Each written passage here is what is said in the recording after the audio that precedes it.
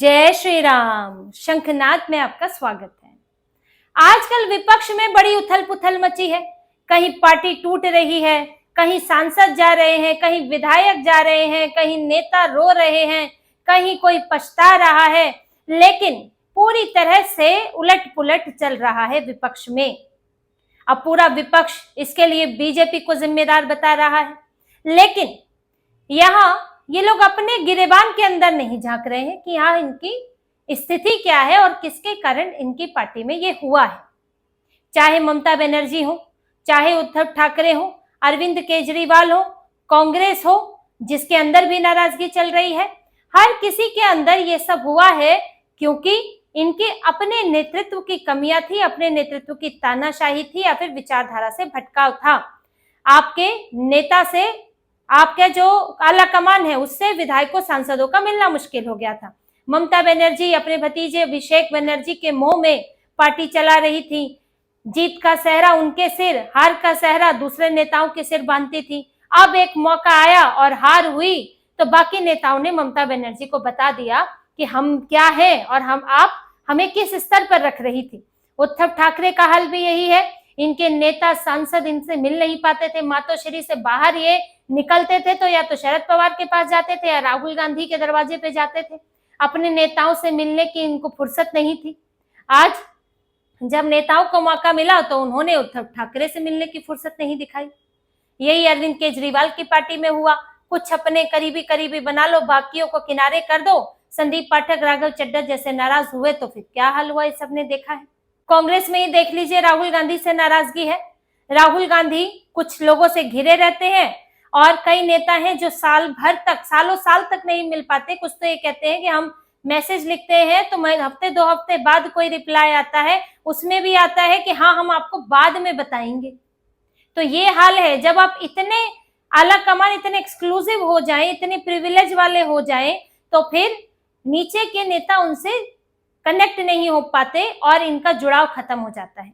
अब ऐसा ही हाल एक और पार्टी में होने जा रहा है और वो पार्टी है बीजेडी, बीजू जनता दल। ओडिशा में भी आपको आने वाले समय में वही देखने को मिल सकता है जो आपको टीएमसी के साथ दिखा, जो आपको उद्धव ठाकरे के साथ दिखा है।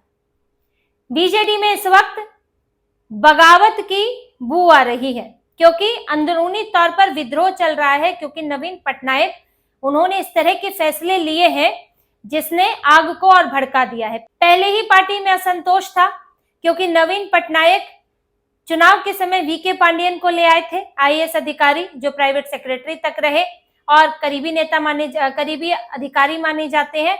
उन्हें चुनाव के समय कमान सौंप दी गई, यही सोचकर सौंपी गई कि जीत गए तो अब वीके पांडियन की होगी पार्टी, क्योंकि नवीन पटनायक जो है वो उम्रदराज हो चुके हैं, वो एक्टिव पॉलिटिक्स में उनके लिए रहना संभव नहीं है।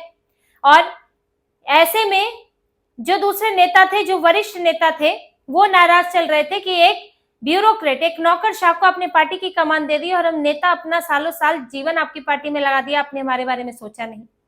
अब वीके पांडियन ने चुनाव हारने के बाद तो राजनीति से इन्होंने संन्यास ले लिया, लेकिन पार्टी के नेता नवीन पटनायक के तरीकों से तब भी खुश नहीं थे और इसका असर दिखा कहां पर? लोकसभा में। चाहे वक्फ बिल आया हो, चाहे महिला आरक्षण बिल आया हो, बीजेडी है, उसके विप के बावजूद उनके कई सांसदों ने साथ नहीं दिया। कुल मिला के 5 सांसद बचे हैं बीजेडी के, कभी 8 हुआ करते थे और उन 8 में से 3 जो है पहले ही रिजाइन कर चुके हैं और उपचुनाव के बाद बीजेपी ज्वाइन कर ली है।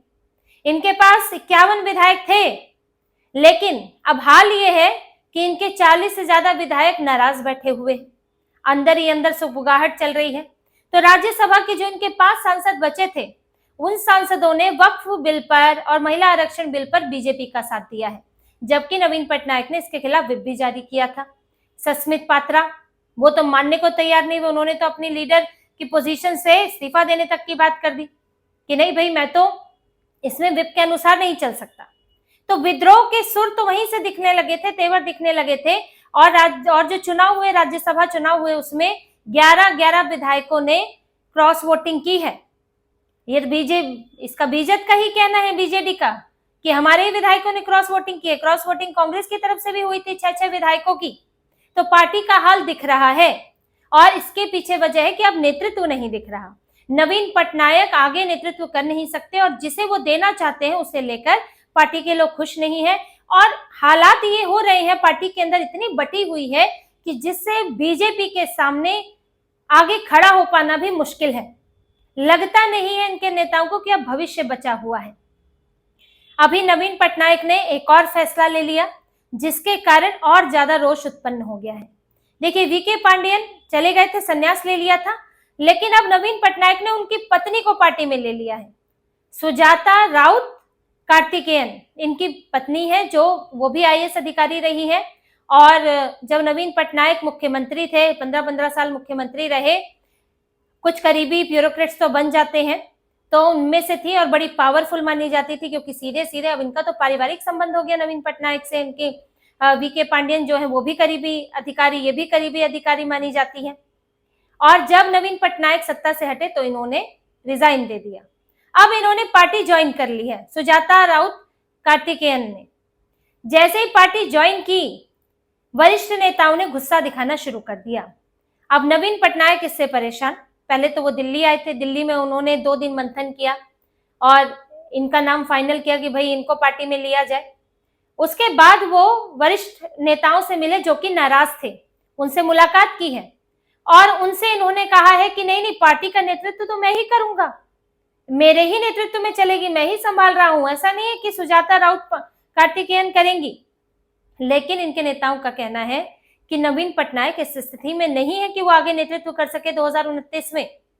उनके वीडियो भी जो चुनाव के समय चले, किस तरह वो लड़खड़ा रहे हैं, हाथ कांप रहे हैं, दिमाग भी अभी उस तरह से पूरी तरह काम नहीं करता है, उम्र हो चुकी है, तो वो अपना उत्तराधिकारी खोज रहे हैं।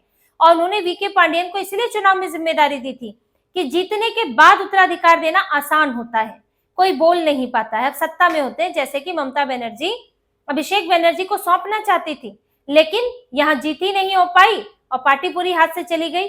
उसी तरह से बीजेडी भी हार गई। लेकिन अब वो आगे के लिए सुजाता राउत को कमान सौंपना चाहते हैं, इसीलिए उन्हें एंट्री दी गई है। यहाँ तक कि वीके पांडियन से पहले ही वो चाहते थे कि सुजाता राउत आ जाए, नवीन पटनायक। अब देखिए, नवीन पटनायक के परिवार की तरफ से तो नहीं है कोई, तो उनका जो नजदीकी है ये परिवार है, तो वो उसी के हाथ में पार्टी देना चाहते हैं। और फिर उससे एक आगे रहता है कि भाई आप जब तक रहेंगे तो आपके लिए भी सहूलियत रहती है कि आप ही का ही करीबी व्यक्ति पार्टी चला रहा है, इसलिए घर घर में भी रखना पसंद करते हैं, करीबियों के पास रखना पसंद करते हैं।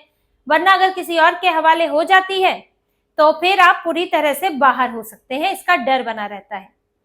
अब जब नवीन पटनायक ने फैसला कर ही लिया है तो इनके सांसद भी फैसला कर सकते हैं, विधायक भी फैसला कर सकते हैं, क्योंकि कई वरिष्ठ नेता इंतजार में थे कि चलो भाई हमें भी मौका मिलेगा, लेकिन अब वो मौका हाथ से चला गया। और ऐसी पार्टियों में होता यही है, चाहे आप यहाँ जयललिता का मामला देख ले, एआईएडीएमके में देख ले, उनके जाने के बाद किस तरह से तोड़फोड़ हुई थी, क्योंकि तय नहीं था कौन बनेगा।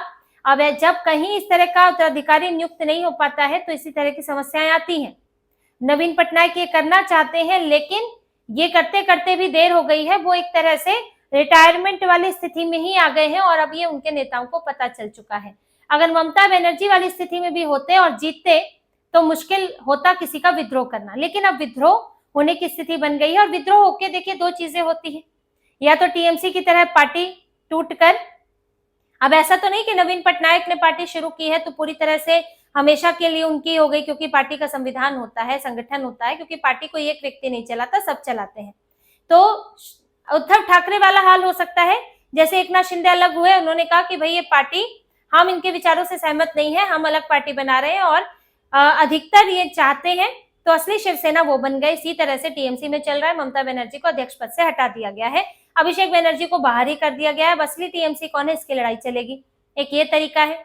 अब एक दूसरा तरीका है कि इनके सांसद विधायक बीजेपी में शामिल हो जाए, और अधिकतर संभावना यही है कि वो सीधे बीजेपी में शामिल होंगे, क्योंकि इसकी वजह यह है कि देखिए बीजेपी जो है उद्धव ठाकरे के साथ अलग स्थिति में थी, टीएमसी के साथ अलग स्थिति में थी, दोनों जगह की स्थिति यहां से अलग है।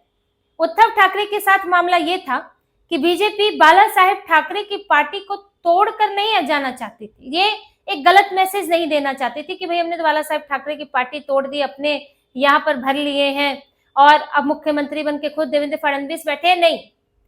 विद्रोह उनकी पार्टी के अंदर हुआ था और बीजेपी उसे उसी तरह दिखाना चाहती थी कि भाई इनकी पार्टी का विद्रोह है, हमसे मदद मांगने आए थे, हमने मदद की है, लेकिन ऐसा नहीं है कि हम तोड़फोड़ करके अपने अंदर ला रहे हैं। तो एक ये मैसेज था। टीएमसी में बीजेपी, टीएमसी देखिए, जो बीजू जनता दल है वो टीएमसी की तरह बदनाम नहीं है।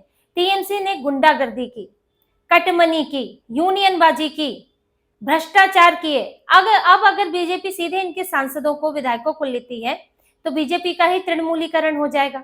यही लोग फिर वही काम करेंगे और बीजेपी इन्हीं के खिलाफ जो है चुनाव लड़कर आई है। इसलिए ठीक है, आप ममता बनर्जी से अलग होना चाहते हैं तो एक सपोर्ट मिलेगा, लेकिन आपको भाजपा में नहीं लिया जाएगा, वरना भाजपा भी वैसे ही बन जाएगी।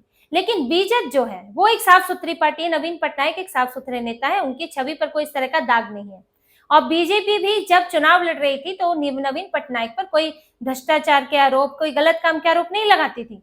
वो हमेशा बोलती थी कि भाई अब वो उम्रदराज हो चुके हैं, वो पार्टी या सरकार नहीं संभाल सकते हैं और सरकार की जिम्मेदारी ऐसे व्यक्ति के पास होनी चाहिए जो एक्टिव हो, जो लोगों के बीच जा सके।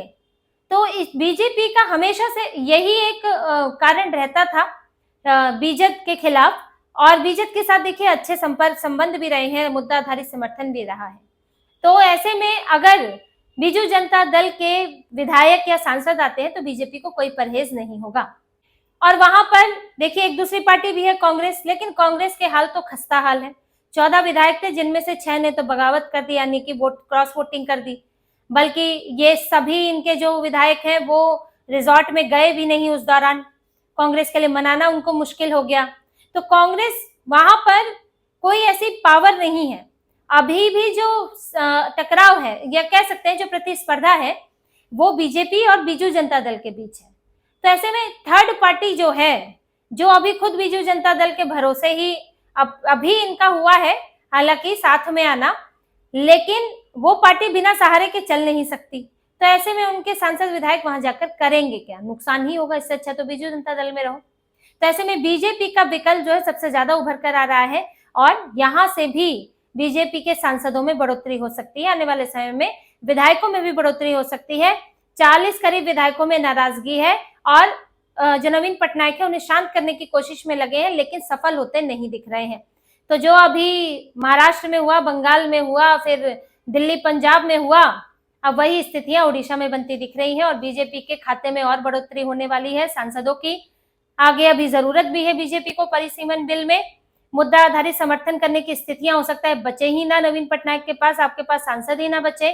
5 में से कई सांसद चले जाए, कुछ एक रह भी जाए, 2/3 बनाना भी आसान है इसके अंदर। तो नवीन पटनायक के लिए कि फैसला उनके ऊपर भारी पड़ने वाला है। वो अपने पार्टी के अंदर की आवाज नहीं सुन रहे हैं और अब अपने एक तरह से कह सकते हैं कि अपने अनुसार उनका फैसला है, जो उन्हें लगता है कि पार्टी जो है करीबी लोगों के पास होनी चाहिए। अब उसका नुकसान उन्हें आगे चलकर पार्टी की टूट से उठाना पड़ सकता है। तो इसी तरह की और खबरें और विश्लेषण आपके लिए लाते रहेंगे। हमसे जुड़े रहिए, सब्सक्राइब कीजिए, कमेंट कीजिए। बहुत बहुत धन्यवाद। जय श्री राम।